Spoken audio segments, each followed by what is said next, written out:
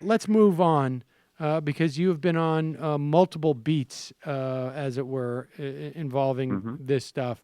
Um, he signed I don't even know what it was, basically a resolution or an executive order that put the nails in the coffin for the TPP.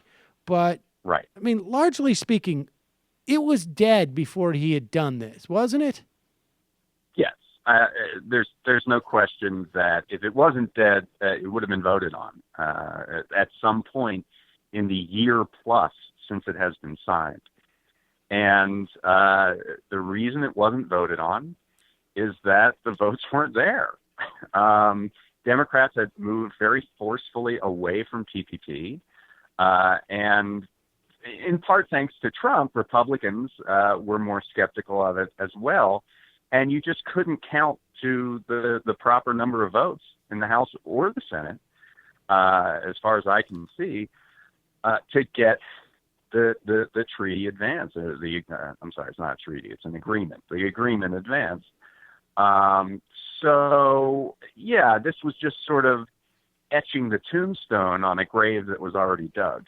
Do you think if Clinton had won the election, there would have been a lame duck attempt at passing it? I mean, they needed, the timing would have been impossible, wouldn't it? Because they need to sort of present it to Congress 90 days out, and they just didn't anticipate having the votes anyways, so they didn't do that, and they Yeah. figured, I mean, I mean, so that's an interesting counterfactual.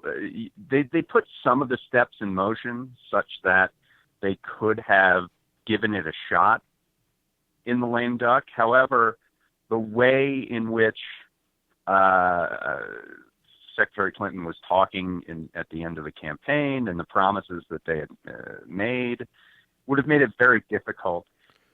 And I she don't would think have any had a lot Democrats, of power. right, and I don't think any She Democrats would have would had have a lot of voted for power it. to say it. Right.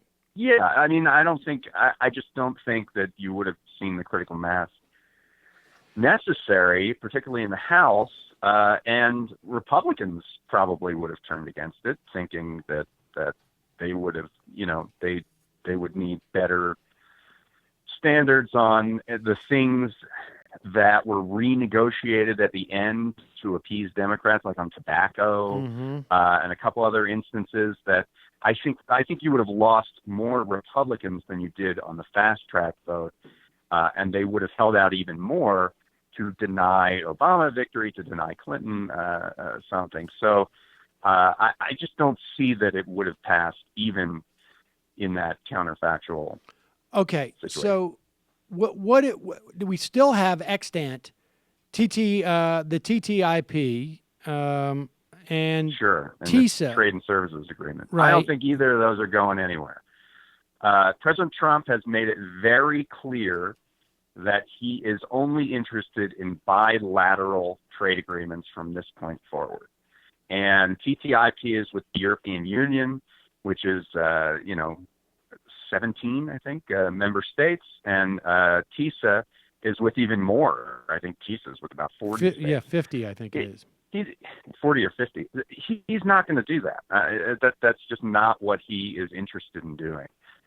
Those are dead, and they might have been dead even before then, because particularly in TTIP, because Europe has been pushing against the investor state dispute settlement process, which is the sort of extrajudicial court that is set up to enforce these agreements on behalf of corporations. It just wasn't going to happen. What the way moving forward is, he's going to attempt a deal with the UK as they exit the European Union. He's going to want to renegotiate NAFTA, but that's kind of thrown up in the air now that the president of Mexico has said he's not coming to Washington after the executive order on building the wall and those matters. So who knows where that's going? But there may be a signaling of an intent to withdraw from NAFTA. The idea is to do some sort of bilateral deal, but we have no idea what that deal would look like. I mean, Well, for that's what I someone was who's going to talked- ask you, because Yeah. we don't know if they won't just have the investor state dispute resolution Absolutely. system just on a bilateral basis, which is Absolutely. It's which in is most not of our as bilateral deals. right, which is not necessarily, I guess, as problematic as, doing it with 25. Well, it's problematic based upon you just have less corporations, right? Or no? Right. In the sense of less corporations, yes, but it's the same structure. Right, exactly. I mean, there's a model template for ISDS that goes into practically every deal, including bilateral investment treaties and the like. There's for someone who's talked so much about trade throughout the campaign, maybe as much as any presidential candidate of the last, 30 years, the detail of what would actually be negotiated is extremely thin. It's very detailed. It's very detailed. There's a lot of details. Detailed. It's complicated. Exactly. We have no idea what the priorities are outside of we want jobs in America for this president. And, a lot of things go into trade deals. What would be enforceable on labor and environmental standards? What would be enforceable on currency management? What would the rules of origin be? This is something where Trump's people have said, yes, we want more of, if we're doing a deal with Mexico, we want more of the car built in the coming from the U.S. and Mexico rather than from another country, from China or something. Will you just explain that dynamic, the law of level. origin thing? Because this was one of the things that was really sort of BS about the TPP, which was that the way they defined. Just explain to people what that is, because it is it's one of those things where you can say, I mean, it's almost like it reminds me of we're selling health insurance. It doesn't cover anything, but we call it health insurance. Right. To make it easier, we'll just say, let's say there's a deal between the U.S. and Mexico on autos. And it says that there's this 0% tariff between the U.S. and Mexico on cars coming across the border. And the rule of origin sets how much of that car has to be produced in the member countries, in the U.S. or Mexico. Sometimes it's as high as 65% or 75%. In TPP, it was as low as 35%, which means that another country could produce the majority of the vehicle, ship it to Mexico where they put on a bolt, and then ship it to the United States and get all the advantages of the low tariff without having produced the majority of the car. And so that's what rule of origin is all about. And so we don't know anything about what Donald Trump... We know very little about what his trade negotiators are going to ask for.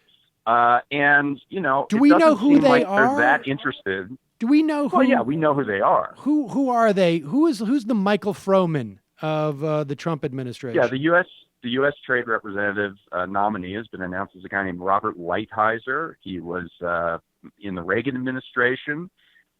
He has definitely, similarly expressed and bias against China in terms of their mercantilism. We know that Peter Navarro, who's this guy that was a professor at Cal Irvine who wrote this book, like Death by China, and made a movie about it. He's at this thing called the National Trade Council, which is within the White House. It's almost like he's the trade czar. And we know that Wilbur Ross, who's the Commerce Secretary, is going to be heavily involved in trade matters. So those three really are going to be the key negotiators on all these trade deals. And do we have a sense of where they are on this stuff? I mean, we have a sense of where they are in general. They are, desiring better deals. I mean, I'm trying not to be so abstract about it, but they want better deals. They want less of cheating on current trade systems from places like China in terms of like dumping steel and those kinds of things.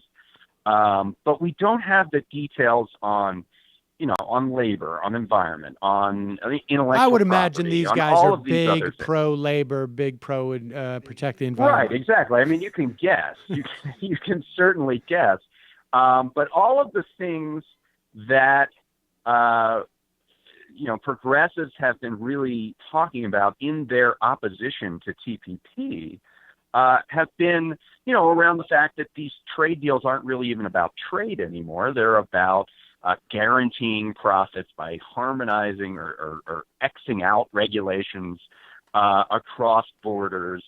It just doesn't seem like the Trump administration is going to be too interested in that aspect of these trade agreements. Hey, it's Sam Seder. Why don't you subscribe to this channel? You can do so right over here. Over.